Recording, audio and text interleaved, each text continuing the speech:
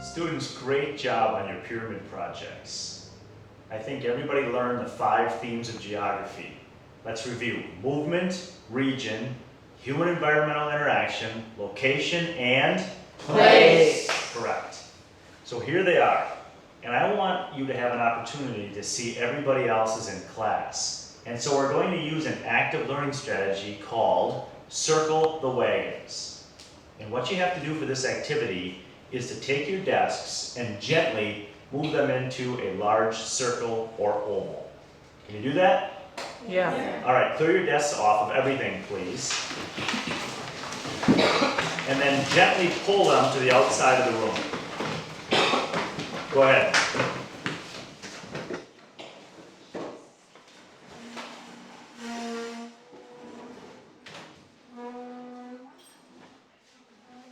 I'm going to need you to open up the circle a little bit so I can sneak a desk in for myself. Go ahead and open up. Students, I'm going to throw myself into this strategy. Again, I think you did a great job on your pyramid projects, and I know many of you were admiring other people's work as we did this activity. But now I want to give you an opportunity to take a closer look. I want you to see what everybody else has done in this class. And if you see something you like on this project related to the 5 themes of geography, please tell them. When I tell you to pass it one to the right, you're going to take it and put it on the person's desk next to you. Please don't pass until I say pass. Everybody should have one project on their desk at any one time. Any questions? Nope. All right, let's do this. To the right, pass. And remember, if you see something you like, tell them. You did a very good job. How do I hear on place?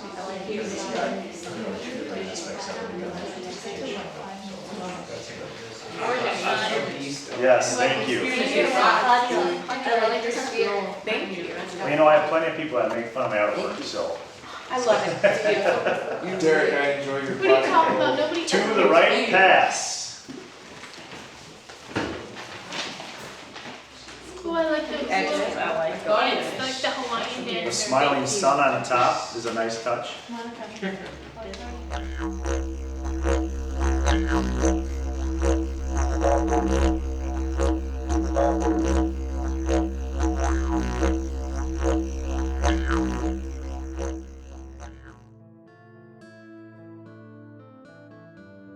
Back in the day, television programs featured old westerns, where the pioneers would circle their wagons. Well, this strategy uses that concept, but in a much more benign manner. Your students are the pioneers, and their desks are the wagons. I begin the Circle the Wagons strategy after students have completed writing a few paragraphs, drawn a picture, or a combination of the two. In my school district, as with most across the country, a tremendous push is in place to help our students become more effective writers. We call it writing across the curriculum. You may use a different name, but the reason why we encourage writing is still the same. Writing will assist our students in communicating their ideas. Writing improves our students' ability to process major concepts presented in a lesson. And writing can help our students achieve their future goals. For example, filling out a job application or a college cover letter. When we write in class, I never seem to be able to address everyone's concerns. I typically have several students who huddle around my desk as I do my best to provide feedback. Unfortunately, it's just too difficult to read all the papers. Fortunately, the Circle the Wagon strategy helps me be more effective. When I teach a lesson on descriptive writing, I may ask my students to pay particular attention to the details and encourage them to incorporate the 5 senses. As our integrated language arts teachers often say, don't tell me, instead, show me through your vivid descriptions. Here's where the Circle the Wagon strategy can be very advantageous. Students are able to share their writings with all of their classmates, while I'm able to share some written and verbal feedback as well. For the last few days, we have been talking about descriptive writing. And what I want to know is, can you write a picture? In other words, if you were to give a piece of writing to someone else, would they be able to imagine a picture because your words are so descriptive? What do you think? Do you have that ability? I believe that you all do. So what I want you to do is to look at the picture on page 305.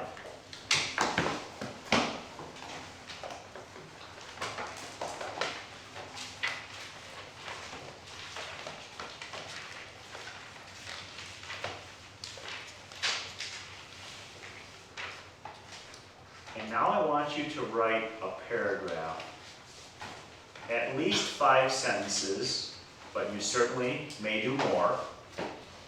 And I want you to describe as vividly as possible what is going on in that picture. All right, so take your notebooks, grab your pencils or your pens, and write a picture.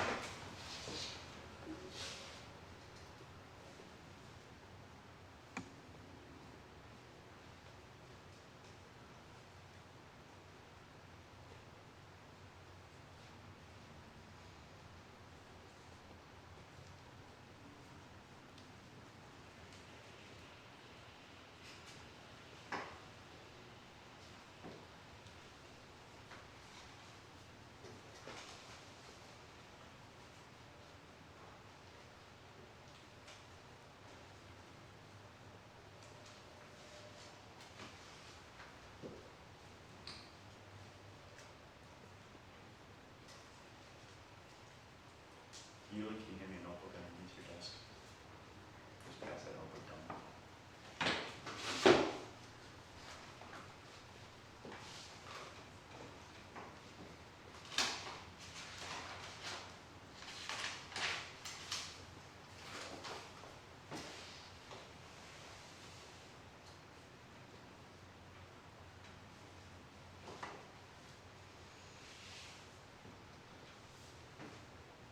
Students, now I want to give you an opportunity to share your descriptive writing.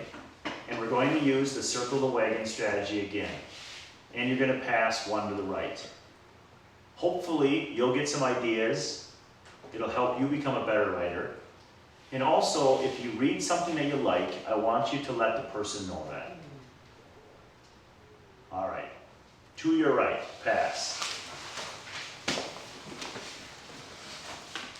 Take a moment, read it, and then offer up your feelings on what they've written. All right.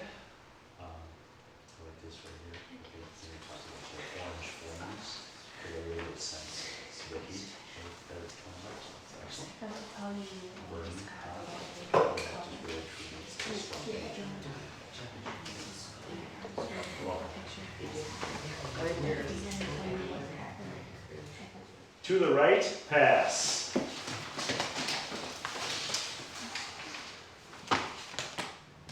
AJ, very descriptive. The roar of the hose. I think that creates kind of a strong image in a person's mind as they read it. So even though I didn't see the picture, they're still going to get an idea of what that looks like. It shows intensity. So good job. I like how you left it to us to figure out. Oh, yeah. Hey, I really like your Love it. story. Thank you. It brings me like I'm in there and I'm Yes. seeing this word. That's Like, what I'm I'm like, going for. To the right, pass.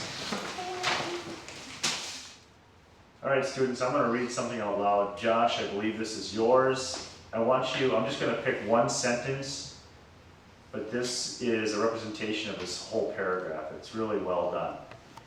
Here it goes. The fireman in the yellow suit sprayed water on the glowing flames that were swallowing the building. So even if I didn't see that picture, I would get a sense of the heat, of the destruction, of the danger that the fireman was in. And just from that sentence alone, I have a nice visual representation in my mind of what's going on. And that happens through very descriptive writing. So excellent work. Let's give them a little something on that. Does the writer create a theater of the mind using numerous details? Were the 5 senses utilized? I want my students asking these questions. While the papers are circulating the room, I sometimes encourage my students to compliment their classmates when appropriate. This strategy also works well when students are required to draw a picture, write poetry, or construct a model. When I wanted to break down the Native American stereotype that all Indians lived in teepees, the students researched and built a variety of shelters, and then we passed them around the room. Art instructors might share colorful, aesthetically pleasing, three-dimensional figurines. Spanish teachers may have student obituaries recognizing the Day of the Dead circulating the room. Japanese responses to some basic questions and German vocabulary words may also be shared. Plotting points in math is yet one more example. If confidentiality is an issue in your classroom, use a student identification number instead of names and shuffle the papers. Many of these active learning strategies incorporate a circular format because it's just more exciting. Some of these strategies include Do you know what I know? Bullseye, Talk show, and the mixer. You can always use a variety of other shapes. Desks might be placed in an oval, square, rectangle, or even a figure 8. If I am concerned about student behavior, I may design a seating chart, or I allow them to sit where they would like, and then I gently position myself between my more distractible students. Good job. Good. But at the end, the I fire couldn't do dies. it. Courtney, I totally got I'm yours. sorry for it. I got yours. I can understand what you see. To the right, pass.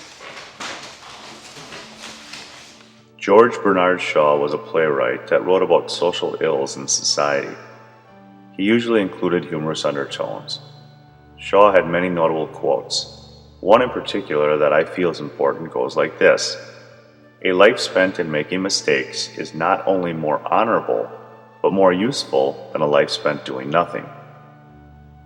I've had too many students over my years in teaching seemingly afraid to take any type of risk or try anything new for fear of failing. This is yet one more reason I am passionate about student engagement.